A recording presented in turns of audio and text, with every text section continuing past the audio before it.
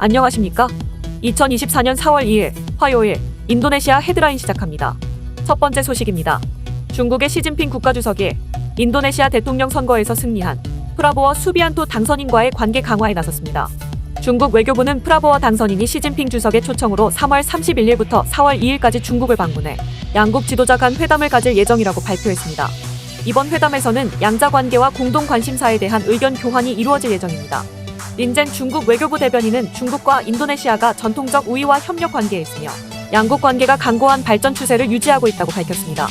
또한 프라보워 당선인의 중국 방문은 양국 관계의 높은 수준을 보여주며 전방위 전략적 협력과 발전 전략의 연계를 심화할 기회로 평가했습니다.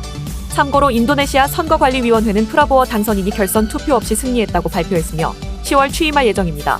하지만 낙선 후보들이 헌법재판소에 제소할 예정이므로 최종 당선 여부는 아직 확정되지 않았습니다. 다음 소식입니다.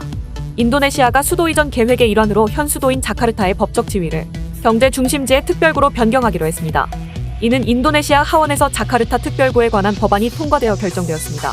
이에 조코위 대통령은 연내에 깔리만탄 섬의 누산타라를 새로운 공식 수도로 지정할 계획입니다. 누산타라가 공식 수도로 지정되면 자카르타는 특별구 지위를 얻게 되며 이는 자카르타와 인근 위성 도시 간의 개발 계획을 조율하는 통합위원회 구성을 통해 구체화될 예정입니다. 내무부 장관은 자카르타가 수도가 아니게 되더라도 세계적 수준의 도시들과 경쟁하며 경제 성장의 가속화에 기여할 수 있도록 특별한 지위를 부여받았다고 강조했습니다. 참고로 인도네시아는 2019년 깔리만탄 섬 동부를 새 수도 부지로 선정하고 2022년에는 신수도의 명칭을 누산타라로 확정했습니다. 또한 2045년까지 총 320억 달러를 투자해 신수도를 완공할 계획입니다. 첫 단계로 대통령궁과 주요 행정부처가 연내 이전될 예정이며 올해 8월 17일 독립기념일에는 누산타라에서 수도 이전을 공식 선포할 계획입니다.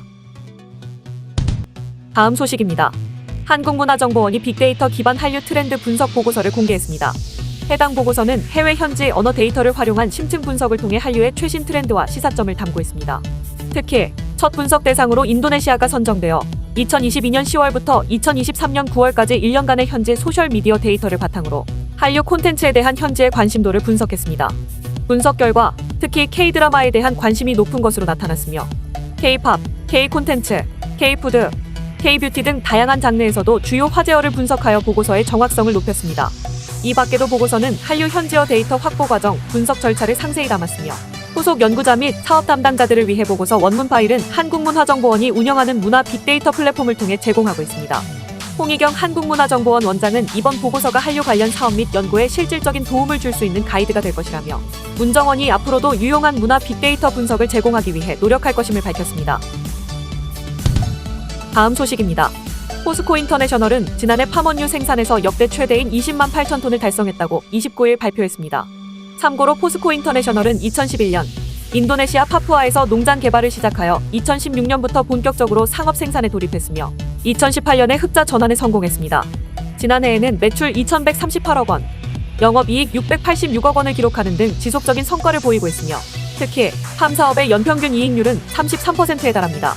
포스코 인터내셔널은 팜 농장 조성과 인프라 구축에 지금까지 약 2억 5천만 달러를 투자했으며 이를 통해 팜유 생산 6년 만에 투자 비용을 대부분 회수했습니다.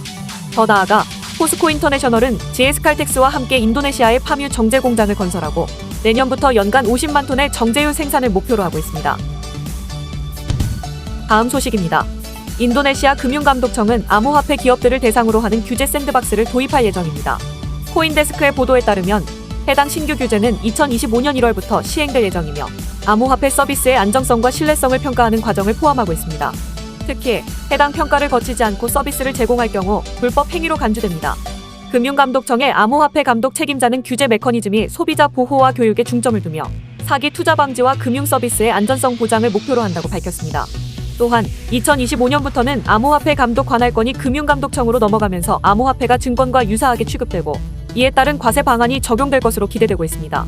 참고로 현재 인도네시아에서는 암호화폐를 상품으로 간주하여 부가가치세와 소득세를 부과하고 있습니다. 다음 소식입니다. 인도네시아 국영전력회사 PLN은 중국의 발전소 건설회사 CEC와 술라웨시 섬에서의 대규모 신재생에너지 개발 사업에 협력한다고 발표했습니다. 이번 협력은 자카르타에서 21일 개최된 고위급 비즈니스 회의에서 결정되었으며 양측은 포괄적 신재생에너지 개발을 위한 공동연구를 실시하기로 합의했습니다. 다르마완 PLN 사장은 인도네시아 정부와 PLN이 국가전력개발 계획을 곧 발표할 예정이라고 밝혔습니다. 해당 계획에는 수력 및 지열 발전을 포함한 총 용량 32기가와트와 태양광 및 풍력 발전을 포함한 28기가와트로 구성된 신재생에너지 생태계 구축 내용이 포함됩니다.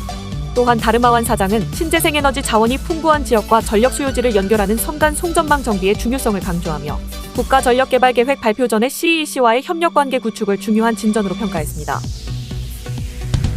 다음 소식입니다.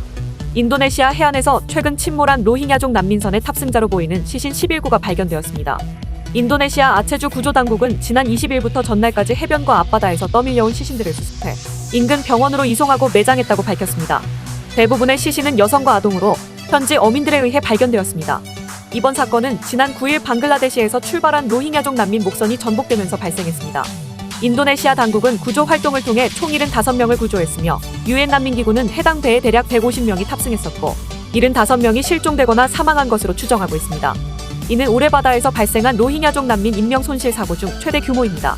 참고로 미얀마에서 종교 탄압을 받아 70만 명 이상이 방글라데시 난민촌으로 피신한 로힝야족은 생활 여건이 열악해 많은 이들이 말레이시아나 인도네시아로 향하고자 합니다. 유엔 난민기구에 따르면 약 4,500명의 로힝야족 난민이 바다로 나섰으며 이 중 569명이 사망하거나 실종된 상태입니다. 시청해주셔서 감사합니다. 다음 시간에 뵙겠습니다.